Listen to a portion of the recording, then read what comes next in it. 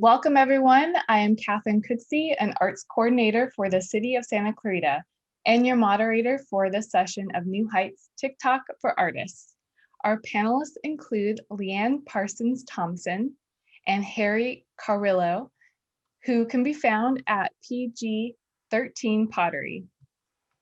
Leanne is a Boston-based writer and journalist. She is constantly on the hunt for a compelling story and creative ways to tell them. She recently wrote Inside Tick-Tock's hypnotic, colorful, and lucrative art world for Experience magazine. And she currently is an editorial production assistant at Harvard University.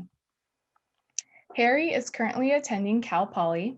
He is a pottery artist who has acquired over 1.8 million followers on TikTok over the last 6 months through his unique and creative pottery and video ideas. His passion for social media and pottery has earned him success on the app, becoming an official TikTok content partner, being featured on BuzzFeed, collaborating with international artists, and being followed by Seth Rogen, his favorite achievement. So welcome, both of you. Thank you so much for joining me today. The City of Santa Clarita is super excited for this panel discussion. So Leanne, I'm gonna start off with you and give you a few minutes to share a little bit more about yourself and your background. Sure. So hi, as Catherine introduced me, I'm Leanne. I have been a lifelong Bostonian. I'm a journalist and writer. I have a journalism degree from Temple University in Philly. So hi to any fellow owls out there who may be watching. I have about 6 years of experience in writing and reporting. And I recently became the secretary of the Asian American Journalists Association New England chapter. And you can find my work scattered all around the internet, but the best way to find me is probably my website, which is literally just my name. Do you want to spell that out? We'll put it also in the YouTube description, but just in case someone wants to look you up right now. Sure. So it's Leanne, L-I-A-N, Parsons, P-A-R-S-O-N-S. Then there's a hyphen, Thomason, Thomason.com. Perfect. All right. Harry, would you like to share a little bit more about yourself? Yeah, absolutely. So like you already said, my name is Harrison Carrillo, but you can call me Harry. I'm currently a 4th year undergraduate student studying marketing at Cal Poly San Luis Obispo. So hello to any current or future Mustangs at Cal Poly. I started doing pottery about 4 years ago in a high school ceramics class, and I had a really great pottery teacher named Mrs. Skeels who kind of sparked my interest in pursuing ceramics and pottery as kind of a serious hobby. When I got to college, I was super lucky because our campus had an on-campus craft center, which had a bunch of different cool craft activities like ceramics, woodworking, jewelry, a bunch of really cool things. And I saw that they were hiring for ceramics instructors. And so even though I wasn't that good at ceramics at the time, I applied for the job anyway. I ended up getting it. And for the last 2 years or so, I've been teaching pottery classes at Cal Poly in person, of course, up until COVID hit. So fast forward to early COVID. As a college student, college marketing student looking for an internship in the midst of COVID, it really made the whole search 10 times more difficult and more stressful and kind of demotivating. So I decided to kind of combine my interests of social media and marketing and pottery all in one to kind of pursue it on TikTok for a little bit throughout the summer and kind of just see where it goes. And so around that time, I actually happened to get furloughed from my ceramics job at the craft center because of COVID. So I took my unemployment check and I invested it in a pottery wheel and some other pottery equipment to kind of build a little mini pottery studio in my garage. And I figured if it didn't work out, then I would have fun doing it anyway. So with that kind of investment, I decided to start posting TikToks, and I grew up always being interested in social media, whether it was Vine, YouTube, or TikTok. But essentially, I started posting TikToks, and my goal from the very beginning was to kind of post a unique, fun, entertaining style of pottery videos that I didn't think had existed yet on the platform. And it really started to take off pretty quickly, and it was really fun. And now it's fast forward 6 or 7 months later, I've had some really cool opportunities to kind of partner with TikTok within their programs. I now teach virtual pottery classes to tech companies like Google and Hulu, which has been a really crazy opportunity I never thought I had. And overall, it's just been a really fun, exciting journey, and I'm excited to kind of see where it goes. That's amazing. It's a story you don't hear often, but you know that those people exist out there, and it's something to aspire to as a fellow artist. Thank you. So Leanne, I have some questions for you that I'm gonna talk to you about, and then some questions for Harry, and then some questions for both of you, and it would be really interesting to see the different perspectives. So Leanne, going back to the article that you wrote recently, what made you interested in the subject of the art world on TikTok? Sure. So TikTok is a relatively new platform, and it's reached record numbers in a very short amount of time, which I think is fascinating. Art seems to me almost antithetical to its like short form presentation because TikTok requires videos to be 60 seconds or less. And an actual art piece can take months of work. And so distilling that process down into 60 seconds or less while making it still entertaining, while giving people a behind the scenes look of your craft is, I think, a really interesting format. Um, and I want to explore, I'm sorry, by the way, about any traffic noise. I'm in the middle of a city and I'm right by a window. So apologize. If you want me to start over at any point, let me know. No worries, no worries. I can't even hear it. Okay, that's good. So basically I wanted to explore in the article how artists can use the platform to their advantage while still maintaining that original creative integrity. Did you learn anything that you feel is important to share with other artists who are, thinking about joining the platform or already on the platform, but maybe struggling?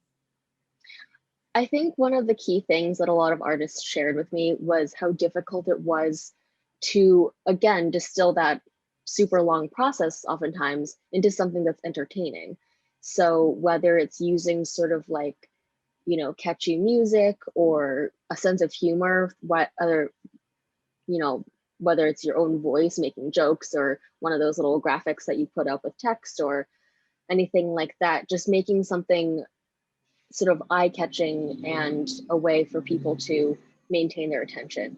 TikTok goes so fast because it's on an auto scroll and it's dictated entirely, I think, by the algorithm of numbers. However many interactions you get is how likely it is you are to be recognized or noticed by other people who haven't seen you before.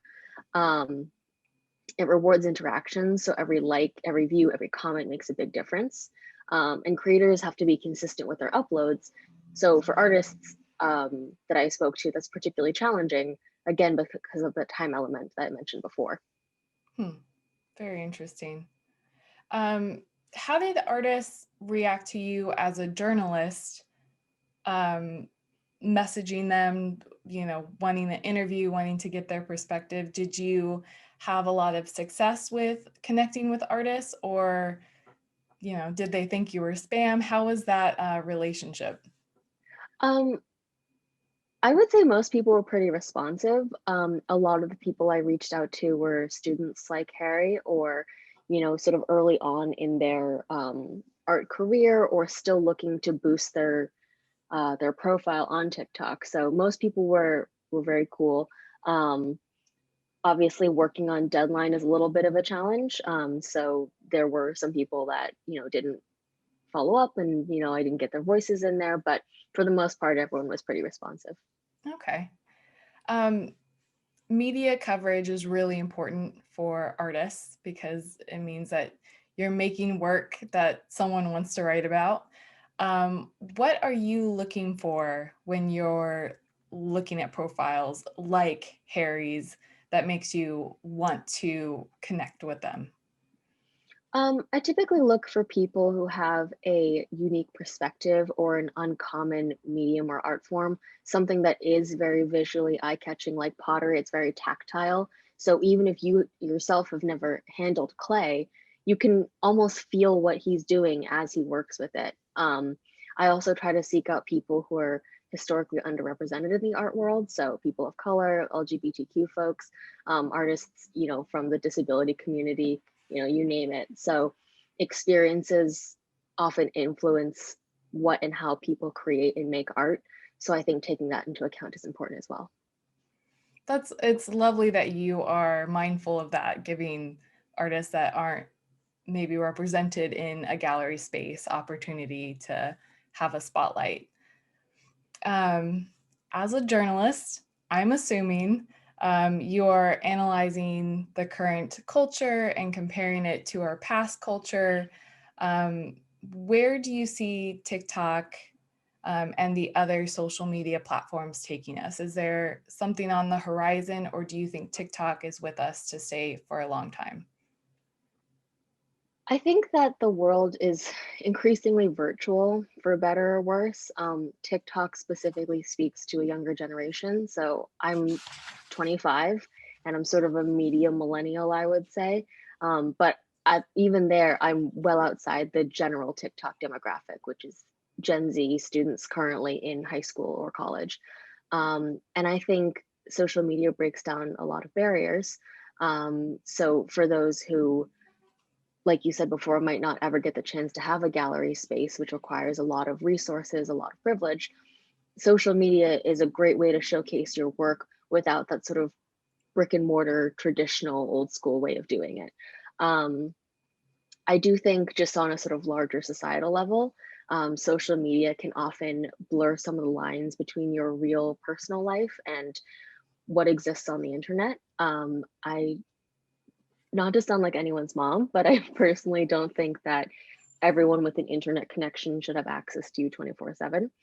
Um, but I think with art specifically, you have a way of sharing part of yourself with anyone with an internet connection, while still, I think, maintaining those boundaries, because, you know, you're showing your art and not necessarily talking about those very deeply personal things as much as they may have influenced what you're creating.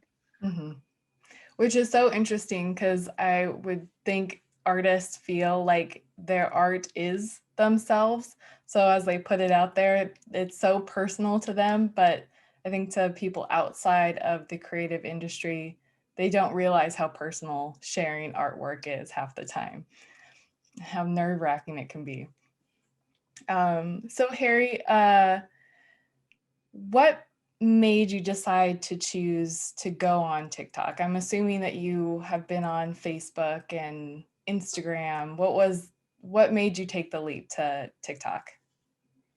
Yeah, I would say my short, easy answer is that it was just the most popular thing at the time, and TikTok saw pretty unprecedented growth in 2020. I think it was the most downloaded app of 2020, actually, which is crazy. And I had just been using it for fun on my own, kind of as a consumer, for probably 6 months or so. And everyone I knew was talking about it. I'm in college, in a college town. So all of my friends were always sending me TikToks, or I was sending them TikToks. It was just kind of the most talked about platform at the time. So sheer popularity and just feeling gravitated towards using that platform is really what made me want to use it.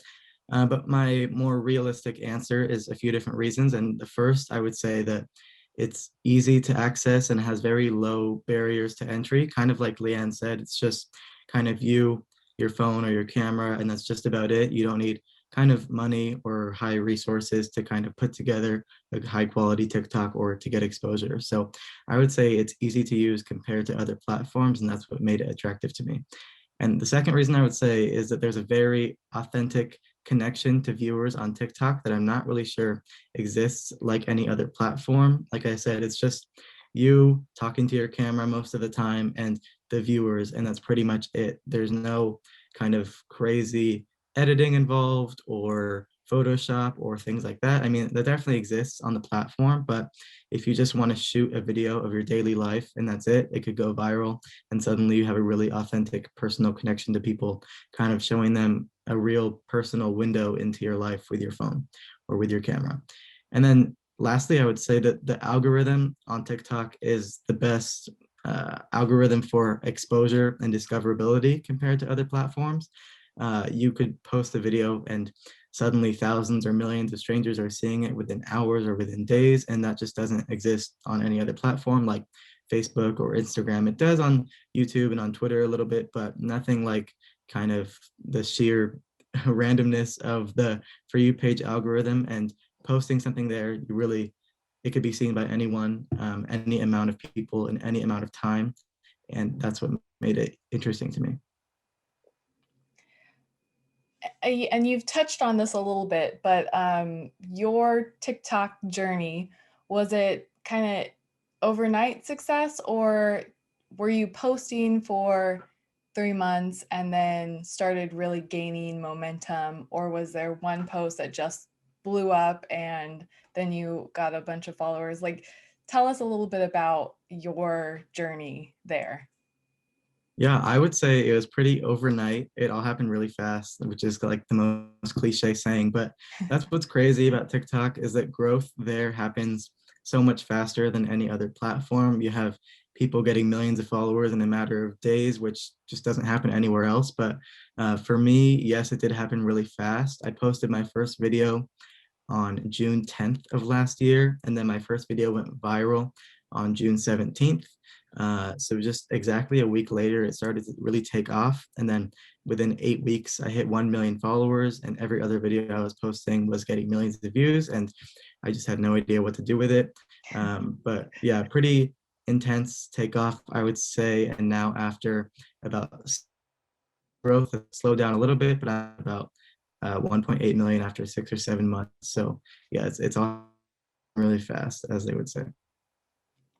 That's great. That's very good. One of my questions for you is, how are you dealing with the success as an artist? Is there additional pressure to constantly be creating new content? Like, how is that? How are you dealing with that? Yeah, I would say dealing with things like this seem to be a very case by case basis. Like for me, if it's stressful, it might not be for others. But for me personally, it has been definitely a bit stressful at times, especially because it's not something that I'm pursuing full time.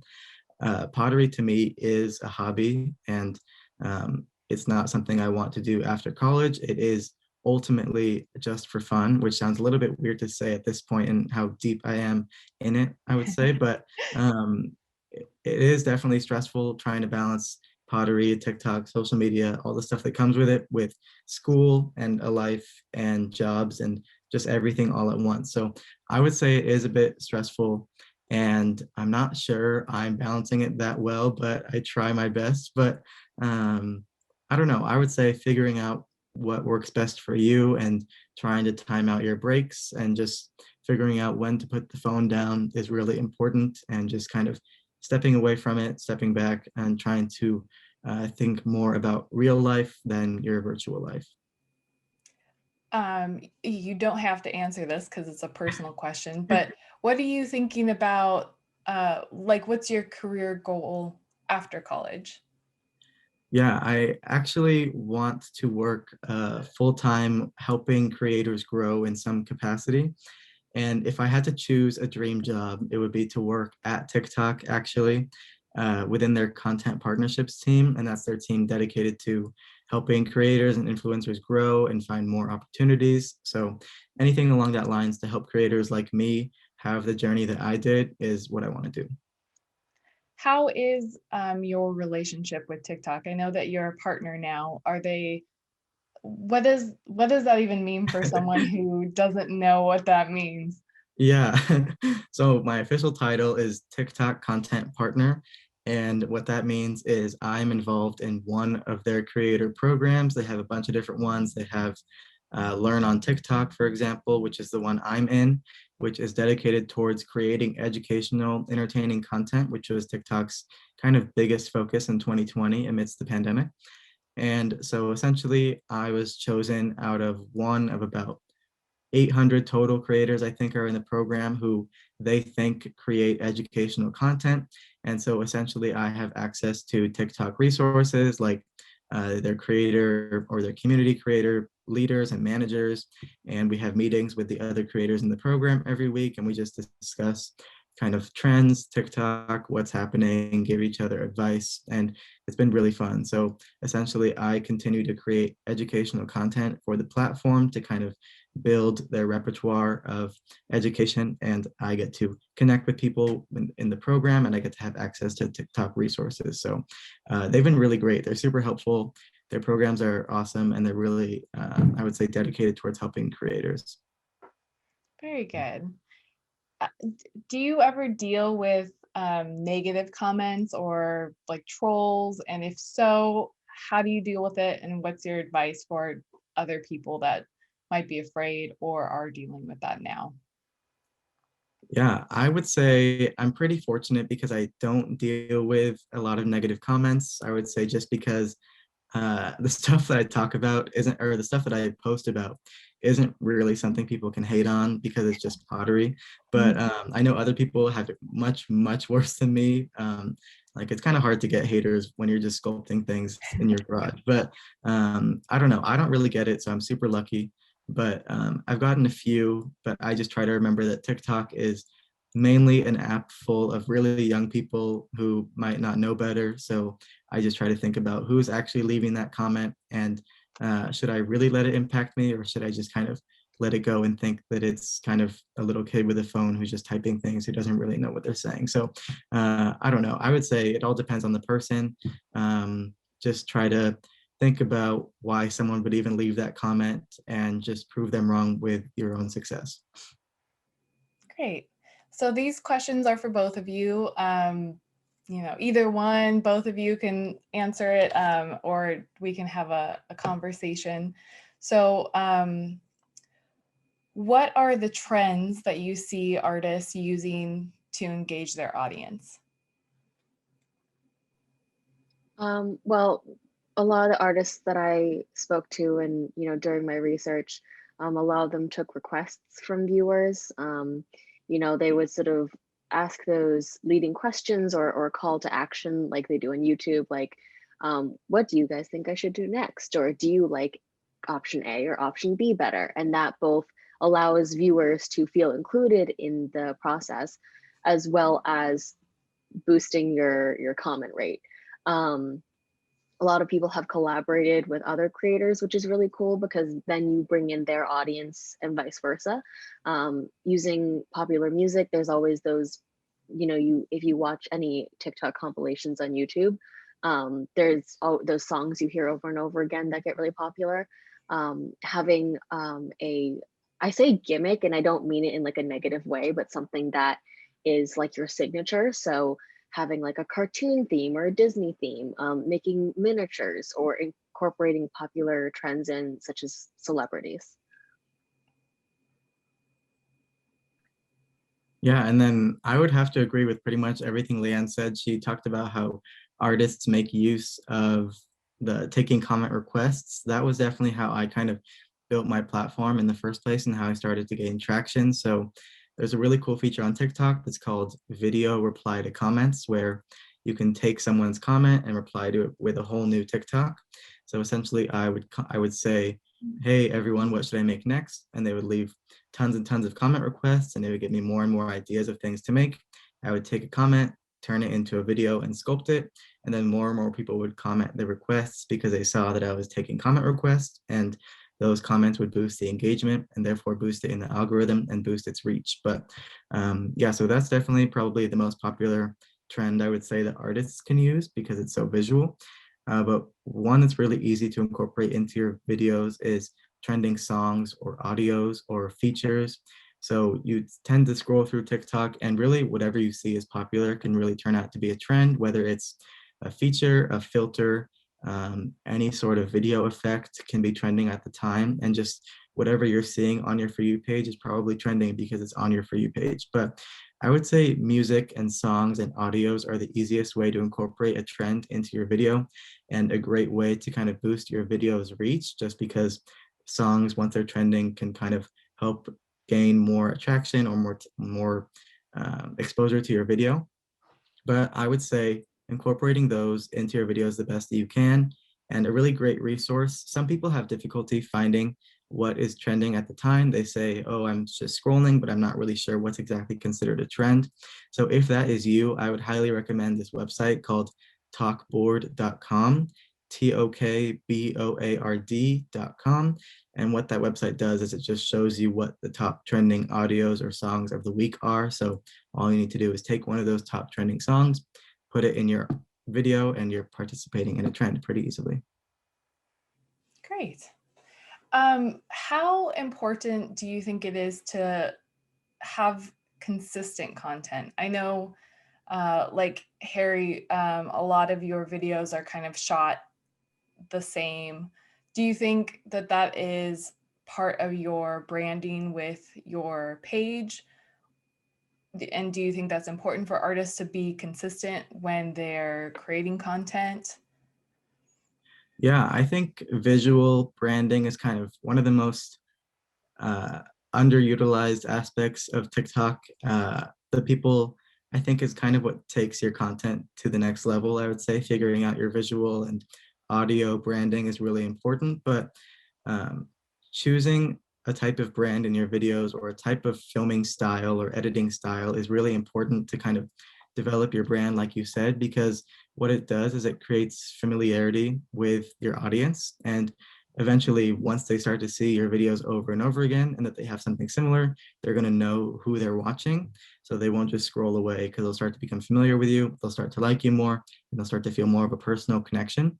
So I would say trying to come up with some sort of consistent brand in your videos is really important. And it doesn't have to necessarily come in the form of what you're videotaping, but maybe like your editing style is consistent or your audio is consistent, or you show your face and you have like a certain catchphrase, which sounds weird, but it's all part of your brand and it's all part of what makes you you, and it kind of helps your audience feel more connected to you and know more about who you are. So what do you think it is about TikTok that allows for creatives to be successful over other platforms? Is it just the popularity? And you both have already touched on this a little bit, but is there anything that you want to add to that?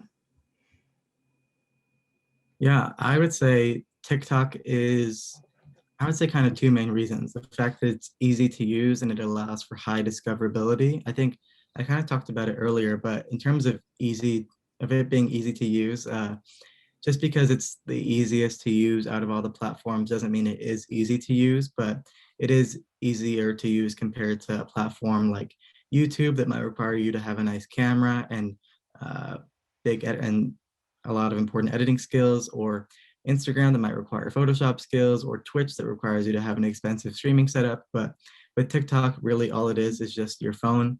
I've shot every single video I ever made with my phone and a $6 lamp from Target.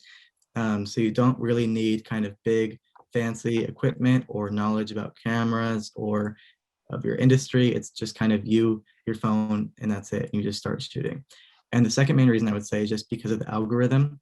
TikTok's algorithm allows for such high discoverability and exposure, kind of like we already talked about earlier compared to other platforms. But like you said, if you're a user of the app, you would already know that scrolling through the For You page, you see thousands of videos from people you don't even follow. Just kind of the algorithm recommending what videos it thinks you would like. And that's exactly where your videos are ending up too. So you really never know where your video is going to end up, or how many people are going to see it, or who's going to see it, or just all that stuff. It could just get incredible traffic out of nowhere or just go viral from doing nothing. It really is all about the algorithm. I would also say that the user experience is totally different from any other social media platform. So for example, there's the auto scroll, which doesn't exist on any other platform. You have to, it sounds like such a small detail, but like on Instagram, you physically have to scroll with your finger, or if you're using desktop, scroll with the mouse. TikTok, once one is over, it will immediately go to the next one. And that's why you can spend so much time on it, because it's just a constant, like it's basically like YouTube's autoplay feature, except in little second bites. And those go by really quickly if you're not too careful. TikTok is also full screen on your phone, which isn't the way for other platforms. Again, like even with YouTube, if you're on mobile, you have to manually full screen it. It will just pop up as like a regular video player if you don't manually full screen it. So you're already immersed in it. Your phone is right in your face. You're like in the experience with the person who's made the video. And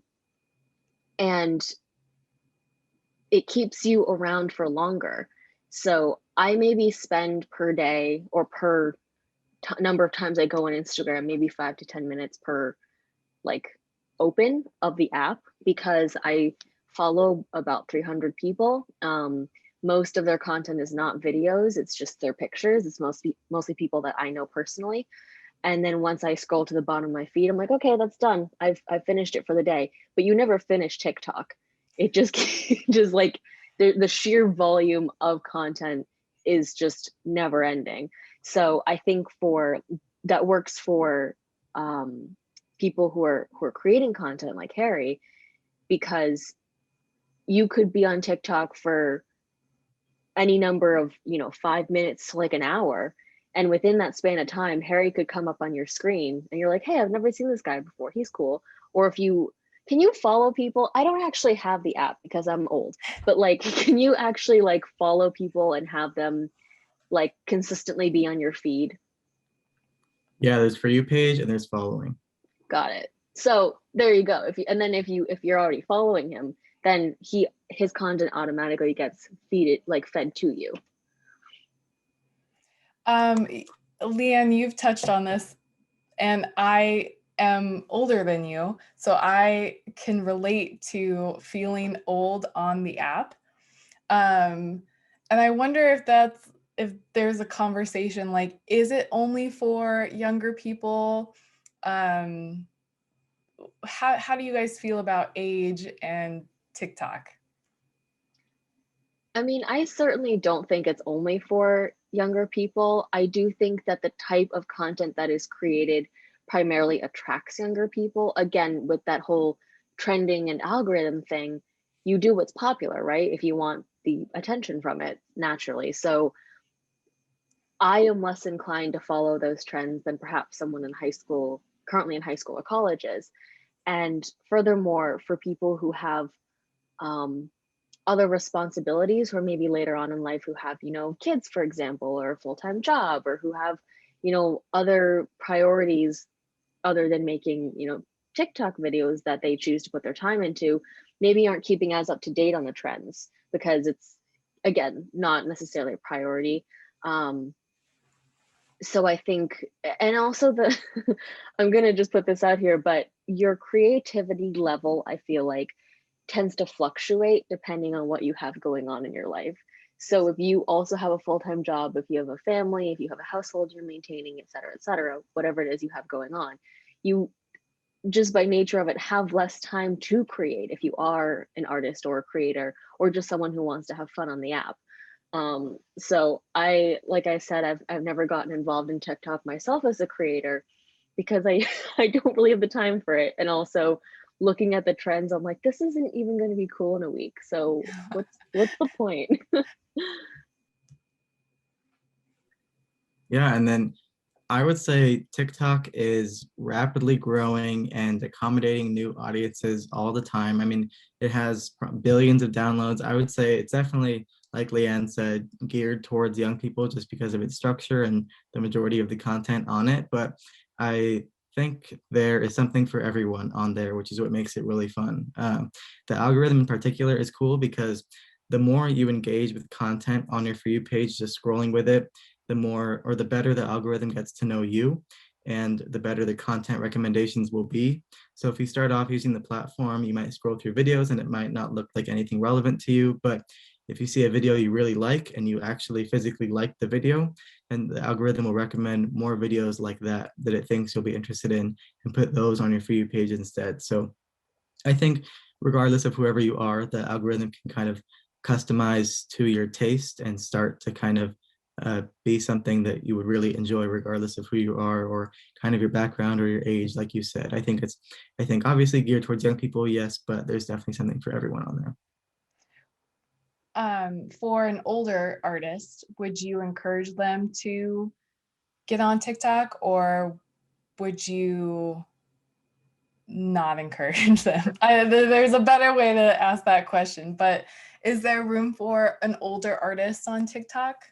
Yeah, absolutely. I would say there's room for anyone on TikTok. I think anyone who can showcase who they are through their personality, just kind of through telling their story to their camera, I think can be relatable to people. I think anyone who has something to share can really uh, succeed on the platform in the long term. And I think regardless of your age, you definitely would have some valuable insight and experience and creativity, especially as an artist. If you're watching this, I mean, you already have that creativity to make videos and to make your art. And all you have to do is just film it, showcase who you are, tell your story, what makes you unique. And I think anyone can succeed on the platform. Are there any do's and don'ts for TikTok that either of you have experienced? Like Leanne, if you're looking at a artist, is there anything that pops out at you that was an immediate like, oh, I don't know why they did that. That is not a good strategy or post as far as like related to their art?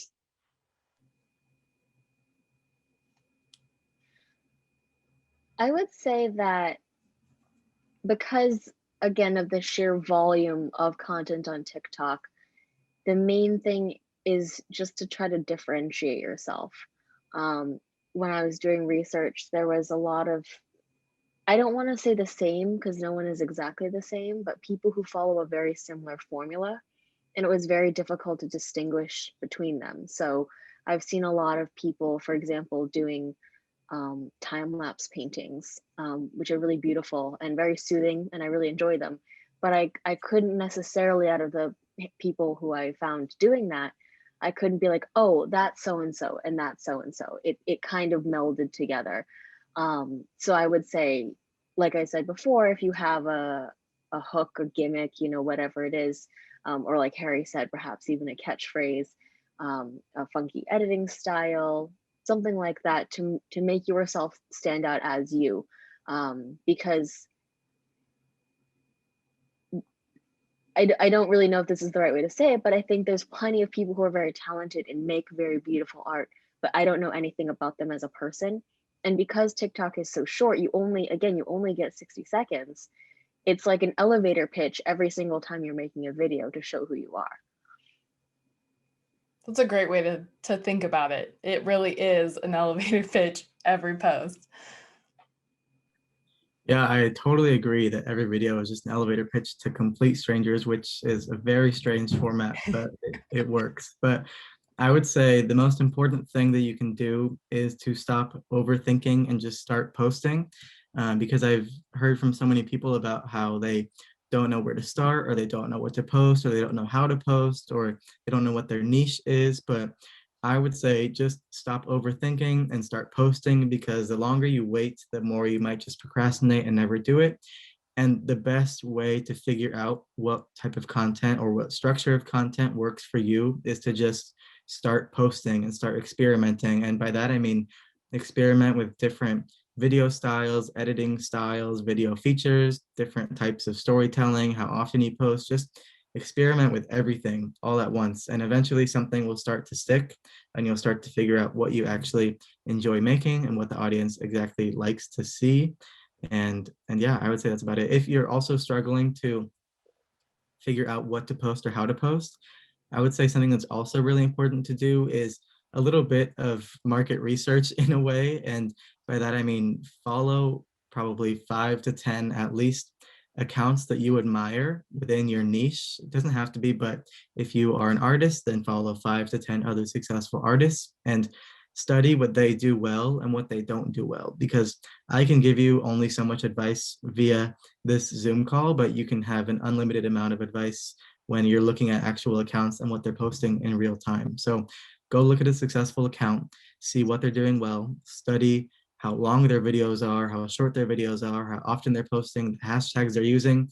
And successful creators are really going to be the best, most unlimited resource for you to learn how to do anything and everything.